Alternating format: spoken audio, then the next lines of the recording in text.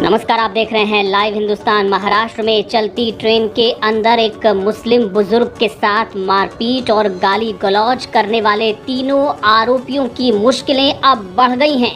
इसके पहले कोर्ट ने उन्हें पहले ही दिन जमानत पर रिहा करने का आदेश दिया था। 15,000 रुपए की जमानत पर तीनों को रिहा कर दिया गया था, लेकिन अब इस मामले में तीनों को फिर से गिरफ्तार करने का आदेश जारी हो गया है अदालत से। जी हाँ, क्यों हुआ है ऐसा, इसकी पूरी कहानी आपको बताते हैं।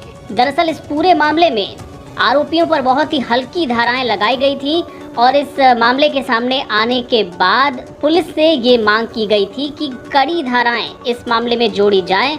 और इस मामले में न सिर्फ विपक्षी दल बल्कि सोशल मीडिया पर भी काफ़ी बवाल मचा, जिसके बाद जिसका असर ये हुआ कि पुलिस ने इस मामले में धाराएं अब बढ़ा दी हैं। 2 धाराएं इसमें और जोड़ी गई हैं।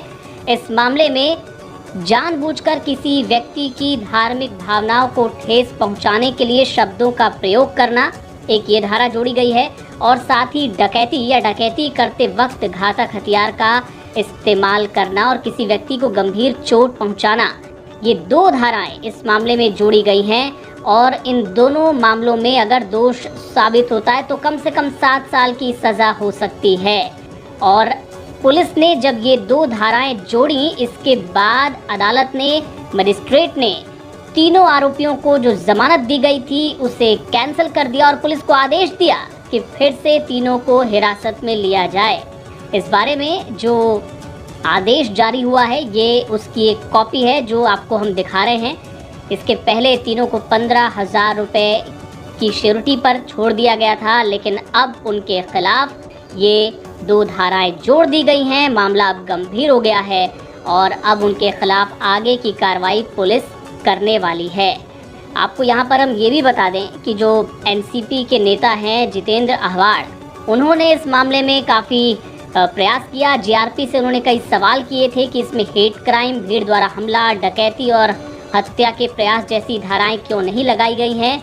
और संभवतः उसी का असर था कि पुलिस ने इस मामले में अब 2 धाराएं और जोड़ दी हैं।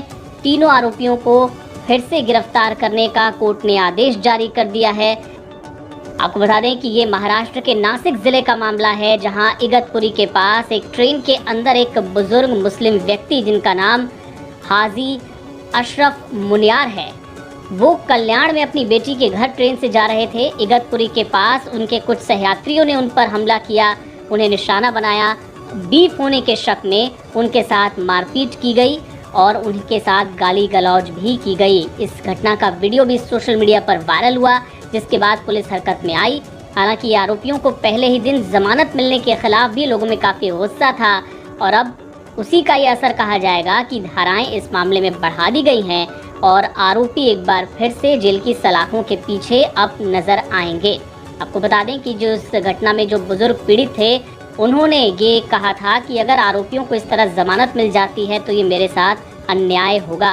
मैं न्याय की मांग करता हूँ। उनकी आँखों में भी चोट पहुँची है और उनका ये आरोप है कि उनके मूत्र मार्ग से खून आ रहा है और उनको बात करने में दिक्कत हो रही है, सीने में दर्द है।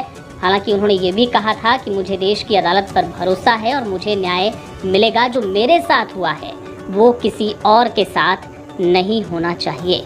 आपको बता दें कि इस मामले में आरोपियों की मुश्किल इस लिहाज से भी बढ़ गई है क्योंकि ये सारे जो आरोपी हैं ये पुलिस भर्ती में शामिल होने के लिए जा रहे थे और अब चूंकि उनके खिलाफ पुलिस केस दर्ज हो गया है, वो गिरफ्तार हो चुके हैं और अब जमानत पर हैं, तो अब वो दोबारा कभी पुलिस की सर्विस में कम से कम शामिल नहीं हो पाएंगे। इस मामले में जो अपडेट्स होंगे वो आगे भी आपको बताएंगे। आप देखते रहिए लाइव हिंदुस्तान।